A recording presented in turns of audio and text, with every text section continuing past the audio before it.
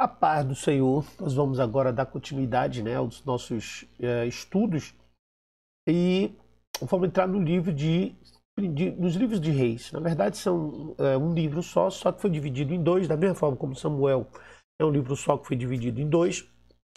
O livro de Reis também é dividido em dois. Alguns detalhes desses dois livros, tanto de Samuel quanto o de Reis, é que eles são livros que estão na categoria dos profetas, né? Eles não estão nas categorias dos históricos na divisão da Bíblia judaica. Na divisão da Bíblia judaica você vai ter aquelas três divisões que a gente sempre fala. O primeiro, o Humash, né? O Humash, que são os primeiros 5 livros, que é conhecido também como Torá escrita. Nós temos os Devins, que são os profetas, e os Ketuvins, que são os escritos especiais, dos quais o livro de crônica, de crônicas estaria. A gente não está falando aqui do de crônicas, mas os dois livros de Reis são classificados como livros proféticos, né, de profetas, Devins, né? E para nós, para os cristãos, para a divisão da Bíblia cristã, esse livro ele entra entre os históricos, ao lado de Samuel, do de Josué, do de Ruth, né? E muitos outros que nós vamos estudar, de Juízes, nós vamos estudar aqui ao longo dessa nossa jornada da comunidade A Bíblia Sem Mistérios. Então vamos começar, porque o estudo hoje é um pouquinho longo, né? Tem bastante coisa aqui para a gente aprender sobre Reis, ao contrário de Samuel, que foi muitos poucos. Esse é um livro de Primeiro Reis, vamos falar primeiro de Primeiro Reis, quando ele foi escrito, né? O significado dele em hebraico. Em hebraico, o significado dele é Melachim. Melachim significa reis em hebraico. E você acha a forma escrita dele aí embaixo, eu coloquei embaixo aí na descrição desse estudo, você já pode ter esse acesso. Ele foi escrito entre os anos 2924 a.C. e 3364. Né? Então é um período mais de 500 anos que esse livro ele é escrito. Ele é formado por 22 capítulos e sua narrativa dá continuidade aos acontecimentos narrados em 2 Samuel. Então, acaba 2 Samuel e dá continuidade, né? Ele se inicia justamente com a coroação do rei Salomão sobre todo Israel e até o final dos reinos de Acabe e Josafá, os quais respectivamente governaram o reino de Israel e de Judá.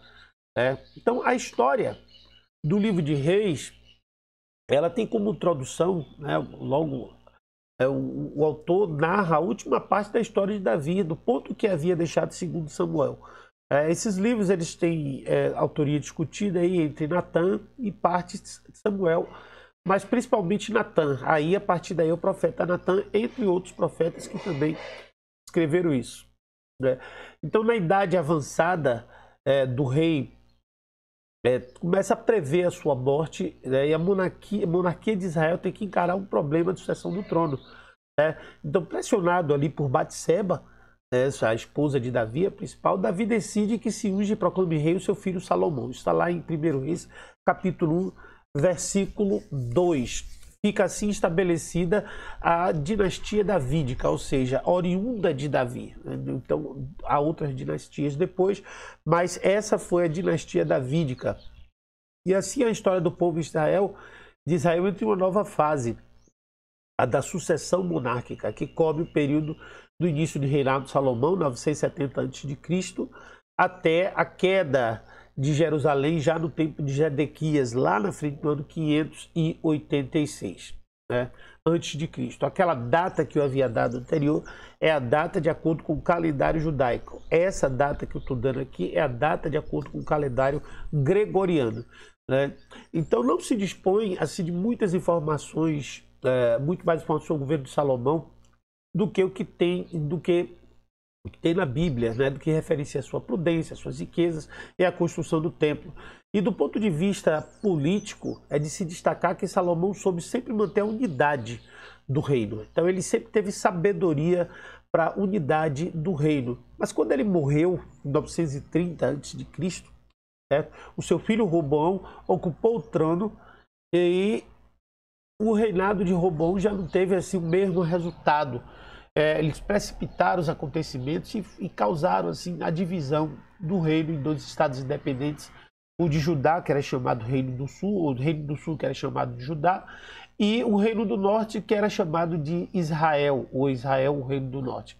2 séculos mais tarde, no ano 721 a.C., Israel caiu sob a dominação assíria, e cerca de um século e meio depois, 586, Judá caiu sob o poder do Império Babilônico, né? Então, o período dos reis está documentado nesse livro dos reis e de crônicas, que certamente oferece uma quantidade considerável de dados cronológicos. Contudo, as indicações frequentemente são imprecisas, né? Não são suficientes para estabelecer com exatidão a data do início e final dos reinados correspondentes. E isso explica a variação de alguns anos que aparece nas cronologias propostas por diferentes historiadores, né? Se você for fazer um estudo à parte, pode ser que você encontre ali algumas distorções nas datas por conta dessa imprecisão que foi registrada. O conteúdo e a composição do livro de 1 Reis, do livro de Reis, né? O reinado de Salomão, que ocupa uma extensa porção da primeira parte dessa obra, né, que é do capítulo 2 ao versículo 11, e aí fica evidente o interesse do autor, no caso Natan, em realçar a personalidade desse rei, né? E ele sempre enaltece a sabedoria, a inteligência, certo? As riquezas que acumulou e as grandiosas construções que impulsionaram, entre outras, o complexo de edifícios emuralhados do Palácio Real e as enormes cavalariças de Megiddo, né? As cidades, acampamento e, como especial destaque sobre todas as outras coisas, o templo, chamado pelos judeus de Beit HaMikdash. Beit HaMikdash. Vou colocar esse nomezinho aí para vocês entenderem, né? Que significa templo sagrado em português, do que fez construir nos terrenos adquiridos por Davi para isso, né? Então, essa casa do Senhor, Beit HaMikdash, esse santuário único de Israel, deveria ter uma importância, gerou uma importância gigantesca na vida espiritual e religiosa desse povo, que até hoje eles esperam para a reconstrução desse templo, desse terceiro templo. Esse foi o primeiro templo, né? Então, em contraste com as esplêndidas realizações do reinado de Salomão, 1 Reis revela alguns aspectos pessoais que ofuscam a imagem de Salomão. Então, a imagem de Salomão, ela tem ele como rei foi uma coisa, ele como na vida pessoal ele foi outra completamente diferente, né?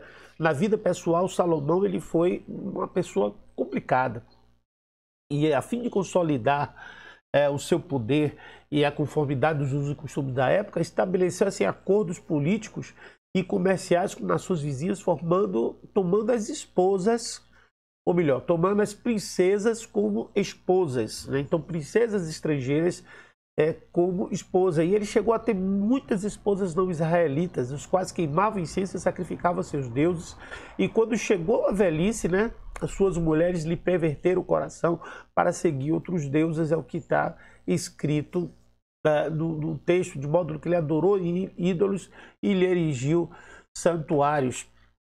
1 Reis capítulo 11, versículo 4 a 8. 1 Reis também informa acerca do alto custo das construções promovidas por Salomão, né? Para cobrir os custos, recorreu à imposição de tributos pesados, né? E que tornaram, assim, na realidade, as advertências de Samuel quanto à instituição da monarquia de Israel. Então, ali, aquilo que Samuel tinha profetizado lá atrás no capítulo 8 se cumpre de fato não em Davi, mas em Salomão, né? Que foram considerados por muitos fardos extremamente onerosos e que eles geraram em cima de tensão que não demorou para se alastrar por todo o país. Aquele descontentamento agravado com o renascer de antigas desavenças entre os territórios do norte e do sul logo rompeu com a frágil política alcançada, a frágil unidade que Davi tinha alcançado, né? E aí, quando Salomão morreu, narradas as circunstâncias que deu essa unidade nacional, já sob o governo, não de Samuel, ou de Salomão, mas de Roboão, que Roboão pesou ainda mais, né, os tributos sobre a população. Esta fundação surgiu aí a fundação do Reino do Norte e do Reino do Sul. E aí, a partir daí, Primeiro Reis começa a abordar paralelamente as duas histórias, né? As duas histórias que são separadas por uma hostilidade mútua e constante entre os dois. O reino de um, o reino de outro aparecem assim alternadamente, sempre enquadradas em fórmulas literárias que repetem em cada caso e segundo a respectiva ordem dinástica, né? A ordem dos reis. A ordem dos reis. Em geral, o autor não entra em pormenores, assim, limita-se a relacionar ou descrever alguns dos fatos mais significantes dos monarcas, a julgar sua conduta com base na lei de Moisés. E esses juízos são assim de grande severidade. Ou seja, eles usavam a lei mosaica para poder fazer os julgamentos. No que diz respeito a Judá, aprova-se o comportamento de alguns reis, né, que seguiram os passos de Davi, como Asa, como Josafá, né, como Ezequias, como Josias e outros não, entre outros. Mas são muito mais os que merecem veredito de reprovação. Fez o que era mal perante o Senhor. Normalmente você encontra isso nos textos, né, que indicam que aqueles reis ali desagradaram a Deus. Ele diz assim: quanto aos monarcas de Israel, nenhum deles fica livre de um juízo tão grave como andou no caminho de Jeroboão, do seu pecado que fizer Israel cometer. 1 Reis 15:34. Jeroboão, que é considerado um dos reis, também era um dos filhos de Davi, que se revoltaram e que provocaram a divisão do reino. E é considerado isso como um protótipo de infidelidade ao Senhor e a unidade do seu templo em Jerusalém. Em Jeroboão se inicia a cadeia de infidelidades dos reis do norte. Jeroboão, quando ele usurpa o reino do norte, faz a separação, ele começa aí uma herança, né, de infidelidade, uma herança de muita distanciamento de Deus. Isso provocou a ira de Deus e arrasta o reino para o seu trágico fim no ano 721 a.C., quando eles foram dominados. Então está escrito lá em Oséias, né? Ou melhor, perdão, isso é proposto no ano do profeta Oséias, mas não em Oséias, está escrito em próprio 2 Reis. No ano 9 de Oséias, o rei da Síria tomou a Samaria e transportou Israel para a Síria. Então, a situação política da Síria sempre padeceu de grande instabilidade. De Israel, perdão, não da Síria. E nos seus pouco mais 2 séculos de existência, 929 a 721, o reino teve 9 dinastias e num total de 19 reis, muitos dos quais chegaram ao trono por meio de meios violentos. E em Judá, ao contrário, os reis foram se sucedendo ao longo de 3 séculos, em meio de permanência do reino, né? Foram descendentes de Davi, com exceção da rainha Atália, que, tendo usurpado o trono, conseguiu manter-se dele durante 6 anos. Na última parte do livro de Reis é dedicada aos tempos posteriores à queda de Samaria e ao desaparecimento do Reino do Norte. Desses capítulos aparece com destaque a época de Josias, que por causa da reforma religiosa que ele impulsionou, mas que apesar da sua importância não foi suficiente para impedir a designação moral e política de Judá. Depois de Josias, a sucessão monárquica se encaminhou diretamente para um final dramático com a destruição de Jerusalém e o exílio babilônico. Então, esse aí foi o final. Escrita no marco histórico de Reis, corre também a vida de alguns profetas. Objeto de singular atenção são Elias e Eliseu, os 2 grandes representantes do profetismo, que ao lado deles também tem nomes de outros profetas, que são Natã, Uda, também Aias de Siló, Semaías, Isaías. E dado o caráter narrativo do livro de Reis, o autor procura mostrar especialmente a atitude dos profetas em momento de importância decisiva na história de Israel. E não se limita, pois, a recorrer e transmitir a mensagem profética como tal, mas mostra os profetas no seu relacionamento pessoal como o acontecer histórico de particular importância são as passagens que um profeta se confronta com um rei para lançar-lhe na cara a sua conduta e a sua falta de fidelidade ao Senhor. Então, na Bíblia hebraica, os livros de reis são integrados, eu já falei sobre isso, como profetas anteriores, né, vindos, né? E isso significa que, mesmo em princípio sejam catalogados como os escritos de gênero narrativo, como é o nosso, seu propósito vai além somente do histórico. Ele é profético, e projetar uma reflexão profética com base na etapa da história da salvação. Então aqui é bem evidente a teologia e influência do Deuteronômio, que insiste na fidelidade à Torá, isso é a visão judaica, como fundamento necessário para que se cumpra o povo de Deus as promessas recebidas de paz e prosperidade. Os livros de Samuel, e com o livro de Samuel e o livro de Crônicas, 3 livros, Samuel, Reis e Crônica, também Reis é uma única obra composta de 2 volumes, com a divisão do texto sem deve nenhum tipo de plano prévio, mas é assim, artificiosa, e foi feita no século III já pelo pessoal da Septuaginta. Apesar dos judeus também adotarem isso, mas ela não era inicialmente dividida.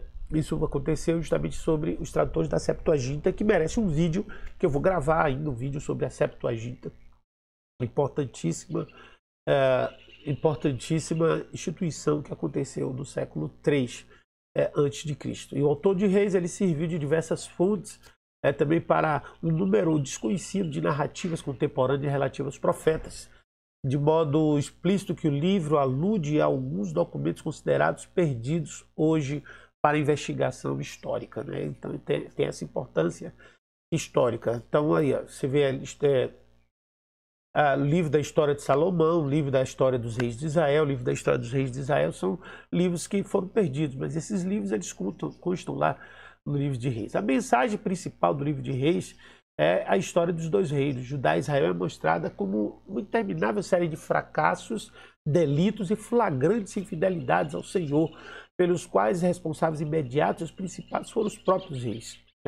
O governo do povo de Deus havia sido confiado a eles, que o exercessem com sabedoria, a mesma que Salomão pediu para si, mas que com a arbitrariedade e o despotismo de muitos deles, eles acabam gerando toda essa divisão e toda essa problemática que se ouve. A mensagem de Reis, não obstante, não deve ser entendida no sentido exclusivamente negativo, junto aos personagens malvados que fazem parte dessas histórias, né? Muito pelo contrário, houve outros que foram consagrados também a Deus, que desejosos de conduzir seus súditos pelos caminhos da lei divina, e foram os casos relevantes nos quais o Senhor manifestou poderoso através deles, né? Então, o esboço de 1º Reis conclui aqui com o fim do reinado de Davi, na primeira parte, de primeiro proclamado rei, primeiro proclamado Salomão rei, está ali no capítulo 1, versículo 2 ao 12. Depois Salomão torna-se rei, capítulo 2, do 13 ao 46. O reinado de Salomão, capítulo 3, de 11 a 43. Os primeiros anos, de capítulo 3 ao 4, 34. Isso aqui é a divisão do reinado de Salomão. Construção do templo, 5 ao 866. Últimos anos, 9 ao 11, 43. E a divisão dos reinos acontece a capítulo 12 até o 22. A revolta das tribos do norte, a divisão dessa quarta parte aí, do capítulo 12 ao 14, 20, os reis de Judá e de Israel, do 14 ao 16, do profeta Elias, do 17 ao 19, do rei Acabe, do 20 ao 22, dos reinados de Josué, de Josafá e de Acasias. E assim a gente conclui esse panorama do livro de 1 Reis. Espero que você tenha entendido tudo direitinho. Se você que tiver dúvida, faz as suas perguntas aí embaixo que a gente responde no tempo que for possível. E continue aí seu estudo, que nós vamos fazer análise desse livro. Se já não está aí, é porque ainda não deu tempo, que eu estou colocando antes todos os panoramas. Mas em breve, se já está aí, continue aí ouvindo e participando da comunidade A Bíblia Sem Mistério.